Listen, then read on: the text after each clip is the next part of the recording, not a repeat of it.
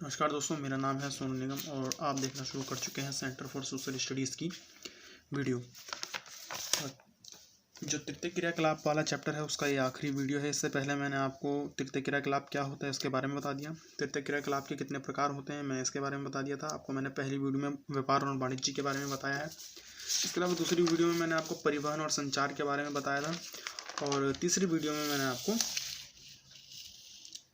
ये बताने वाला हूँ कि चिकित्सा पर्यटन यानी कि जो सेवाएं, जो मैंने तीसरी वीडियो में आपको सेवाओं के बारे में बताया था, इस वीडियो में मैं आपको चतुर्थक क्रियाकलाप और पंचम क्रियाकलाप के बारे में बताऊंगा। इससे पहले मैं आपको बताता हूँ एक बहुत फेमस टॉपिक है चिकित्सा पर्यटन का जो आपका चैप्टर है तृतीय क्रियाकलाप का, उसमें इसके बारे में मैं आपको बताना चाहता हूँ। देखिए, चिकित्सक पर्यटन क्या होता है आपने ज़रूर देखा होगा। जब आप दिल्ली घूमने जाते हैं, जब आप कुतुब मीनार, इंडिया गेट, लाल किला जाते हैं, तो आप देखते हैं कि कई सारे अंग्रेज, बूढ़े बूढ़े अंग्रेज, कई सारे जो ऐसे टूरिस्ट हैं बाहर के, विदेशी, वो घूमने के लिए आए हुए होते हैं। अब ये सभी के सभी घूमने के उद्देश्य से ही नहीं आए होते हैं, इस बात को ध्यान रखिए। ये सिर्फ घूमने के उद्देश्य से नहीं आए होते हैं, इनके कई और उद्देश्य भी होते हैं। फ़र्ज़ करिए कि किसी इलाज के लिए अमेरिका में, मान लीजिए किसी हार्ट ऑपरेशन के लिए अमेरिका में $10,000 का ऑपरेशन वो होता है। $10,000 यानी कि लगभग आप 7 लाख रुपए मान लीजिए। वही सेम ऑपरेशन भारत में $1,000 में हो जाता है, यानी कि लगभग 70,000 में। तो वो अंग्रेज, वो जो यूएसए का नागरिक है, अंग्रेज नहीं, अंग्रेज तो इंग्लैंड के होते हैं, जो यूएसए का नागरिक है वो सोचता है कि भाई क्यों ना भारत जाके अपना ऑपरेशन करा लिया जाए 70,000 रुपये में, और जो 7 लाख रुपए में से 6,30,000 रुपये बचेंगे उससे हम घूम लेंगे। समझ रहे हैं आप मेरी बात, कि सस्ता इलाज है हमारे यहाँ, तो वो लोग अपने यहाँ इलाज ना करा के हमारे यहाँ इलाज कराते हैं और बचे हुए पैसे से पर्यटन भी कर लेते हैं। यानी कि चिकित्सा भी हो जाती है और पर्यटन भी हो जाता है। इसे कहते हैं चिकित्सा पर्यटन। अब देखिए, भारत में समुद्री पार रोगियों के लिए स्वास्थ्य सेवाएं, ये टॉपिक है आपका। भारत में समुद्री पार रोगियों के लिए स्वास्थ्य सेवाएं आप देख सकते हैं अपनी किताब में। जब चिकित्सा एवं उपचार के साथ पर्यटन की सुविधा भी प्रदान कराई जाती है तो इसे चिकित्सा पर्यटन कहते हैं। सिंपल, शॉर्ट और एकदम स्ट्रेट फॉरवर्ड इसकी परिभाषा, कि जब चिकित्सा के साथ साथ पर्यटन भी किया जाता है तो इसे चिकित्सा पर्यटन कहा जाता है। अब भारत में इतना ये पॉपुलर क्यों है? क्योंकि भारत जो मेडिकल सर्विसेज में एक उभरता हुआ प्लेयर है। पूरी दुनिया में जो हमारी मेडिकल सर्विसेज हैं वो जानी पहचानी जाती हैं। हम सस्ता इलाज कर देते हैं, उसी क्वालिटी का इलाज करते हैं। हमारे यहाँ बड़े बड़े सभी डॉक्टर हैं। कई हमारे यहाँ के कई डॉक्टरों को नोबेल भी मिला हुआ है। एक जो खुराना साहब हैं उनको नोबेल मिला हुआ है, वो भारतीय अमेरिकी नागरिक थे। हमारे यहाँ सभी तरह की सर्जरी होती है, सभी तरह की मशीनें हैं। आपको पता है जैसे भी कोरोना का समय चल रहा है तो हमारे यहाँ भी वैक्सीन का ट्रायल चल रहा है। तो ये सब इसलिए क्यों? क्योंकि हम लोग चिकित्सा में आगे हैं, एक अच्छे स्टेज पर हैं, तो वो भरोसा करके यहाँ आते हैं और अपना इलाज कराते हैं। यहाँ तक कि यूएसए से हर साल 50 से 60,000 रोगी भारत आते हैं। भारत में हर साल 50 से 60,000 रोगी यूएसए से इलाज कराने के लिए भारत आते हैं। भारत हो गया, चाहे थाईलैंड हो गया, मलेशिया हो गया, सिंगापुर, इन हमारे जैसे जो देश हैं वो चिकित्सा पर्यटन के एक बहुत बड़े क्षेत्र के रूप में उभर रहे हैं। क्योंकि यहाँ पे जो चिकित्सा है इन देशों में, विकसित देशों के मुकाबले जो है इलाज जो है वो सस्ता है, और इलाज का जो क्वालिटी है, इलाज जो है वो अच्छा हो रहा है। यहाँ पे विशिष्ट चिकित्सा सेवाएं भी उपलब्ध कराई जा रही है। जो ऐसी सर्जरी जो सब जगह नहीं हो सकती वो हमारे यहाँ पे होती है।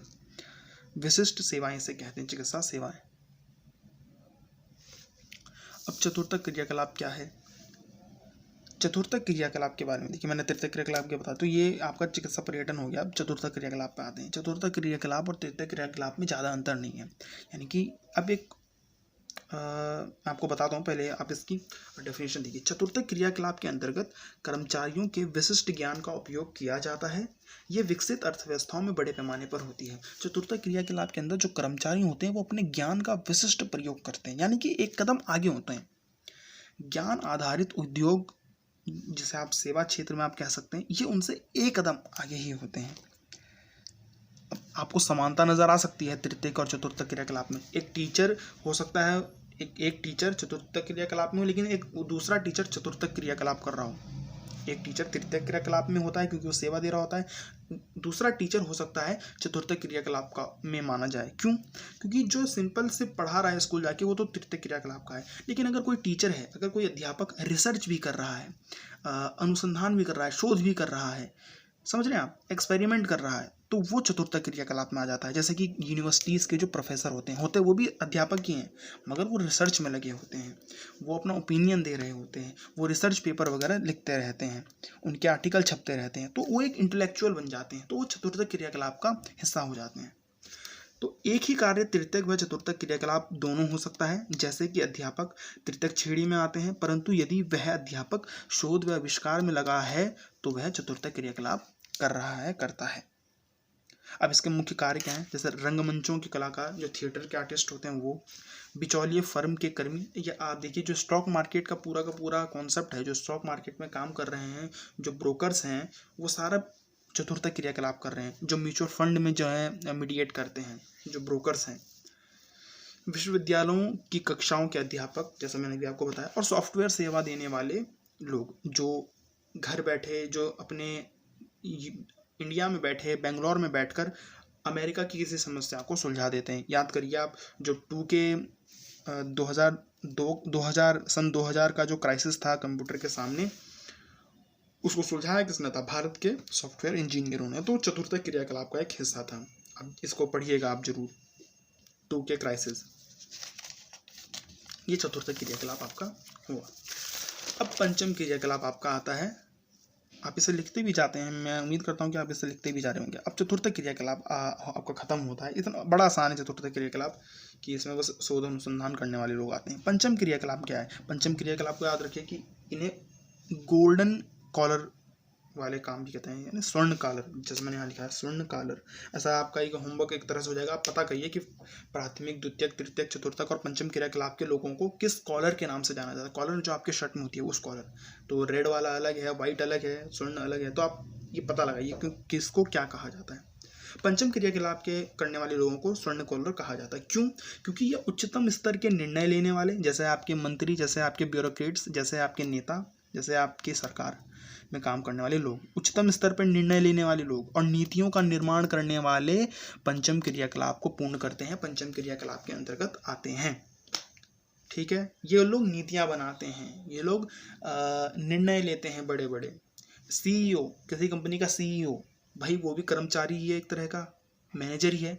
मैनेजर लेकिन आता है आपका तृतीयक क्रियाकलाप में। लेकिन सीईओ भी तो एक तरह का जो है अपनी कंपनी के लिए सेवा ही दे रहा है ना, लेकिन वो पंचम क्रियाकलाप है। क्यों? क्योंकि वो निर्णय लेगा कंपनी के बारे में, नीतियां बनाएगा कंपनी के बारे में, इसीलिए सीईओ जो है वो पंचम क्रियाकलाप कर रहा है, किसी कंपनी का सीईओ। ठीक, उसकी सैलरी भी आपको पता है, करोड़ों में हो जाती है, अगर बड़ी कंपनी है, अच्छी कंपनी है तो।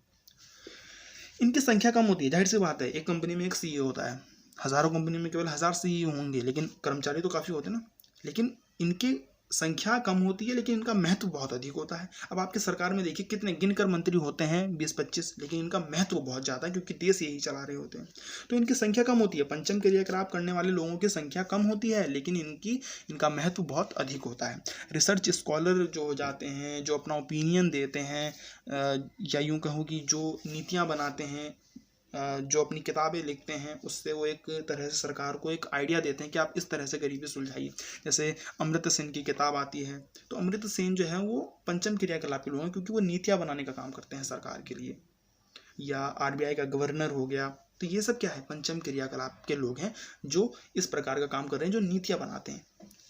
सरकारी अधिकारी, अनुसंधान वैज्ञानिक, वित्त एवं विधि परामर्शदाता, जैसे आरबीआई हो गया, जैसे इंश्योरेंस करने कोई LIC का कोई वो हो गया, LIC का कर्मी नहीं, LIC चलाने वाला एक अधिकारी, जो मुख्य अधिकारी है LIC का, या सरकार को वित्तीय और जो जानकारी देता है, यानी कि आरबीआई का गवर्नर, या विधि परामर्शदाता जो होते हैं, जो कॉन्स्टिट्यूशनल एक्सपर्ट होते हैं। विधि मतलब कानून परामर्शदाता, जो कॉन्स्टिट्यूशनल एक्सपर्ट होते हैं। यहाँ मैं वकील की बात नहीं कर रहा, कॉन्स्टिट्यूशनल एक्सपर्ट्स की बात कर रहा हूँ।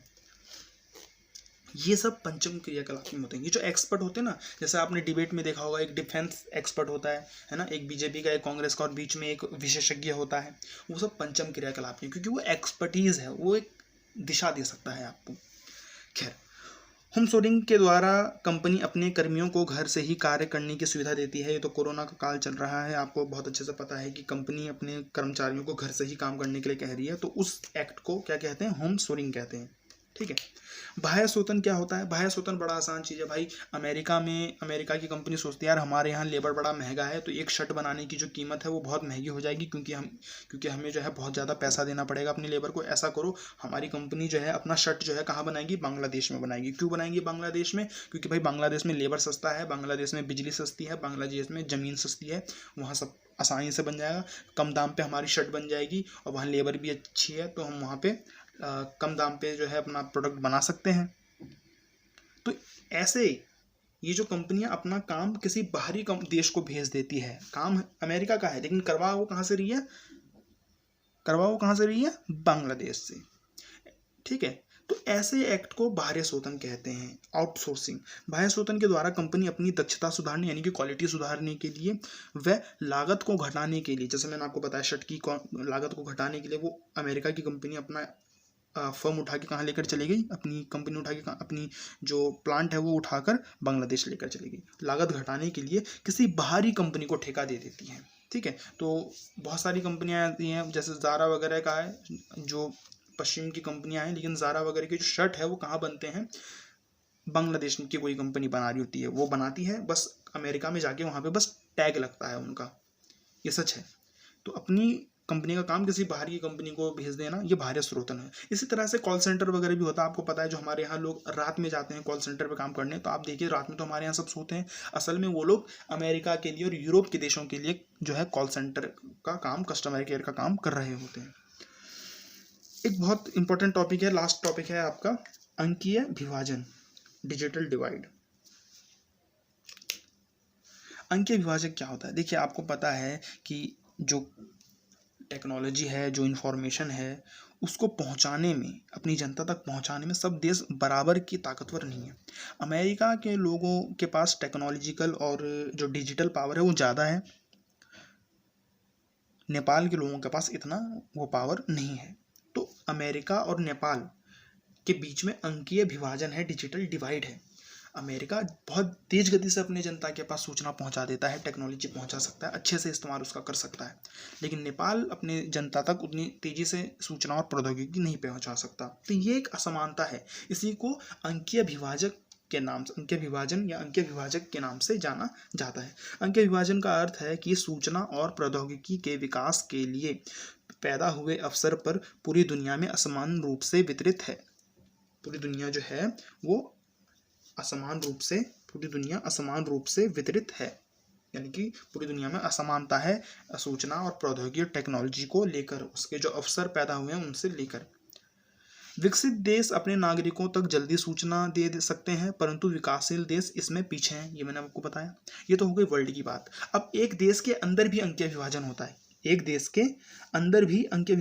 है, कैसे भाई? हमारे यहाँ पे दिल्ली में लोगों के पास देखिए, सभी के पास स्मार्टफोन है, सभी के पास डिजिटल एक्सेस है, लेकिन क्या छत्तीसगढ़ के किसी आदिवासी इलाके में उन आदिवासियों के पास डिजिटल एक्सेस है, टेक्नोलॉजिकल एक्सेस है? नहीं है। तो हमारे एक देश के अंदर, भारत के अंदर भी अलग अलग स्टेट में, अलग अलग क्षेत्रों में डिजिटल डिवाइड, अंकीय विभाजन देखने के लिए मिल सकता है। किसी भी देश के अंदर ये देखने के लिए मिल सकता है। देश के अंदर भी अंकीय विभाजन देखने के लिए मिलता है। महानगर में सूचना व प्रौद्योगिकी का भरपूर सुविधा उपलब्ध है, जबकि ग्रामीण और दुर्गम क्षेत्र मतलब जो रिमोट एरिया होते हैं, जैसे कि जंगल, पहाड़ी इलाके, जंगली इलाके, इन सब में दुर्गम क्षेत्र इस सुविधा से वंचित है। टेक्नोलॉजिकल और इंफॉर्मेशन जो एक्सेस है उनकी सुविधा से वंचित हैं। तो ये आपका हो गया चैप्टर पूरा। इसके जो इम्पोर्टेंट क्वेश्चन है इसकी मैं वीडियो बनाऊंगा, आपके एग्ज़ाम के समय पे मैं इसकी वीडियो बनाऊंगा इंपॉर्टेंट क्वेश्चन की। अगर आपको जल्दी चाहिए तो आप मुझे कमेंट में लिख सकते हैं, मैं वो वीडियो अपलोड कर दूंगा। इस वीडियो को देखने के लिए धन्यवाद। 12वीं क्लास के अन्य छात्रों तक इस वीडियो को लाइक और शेयर करें, चैनल को सब्सक्राइब करें। धन्यवाद।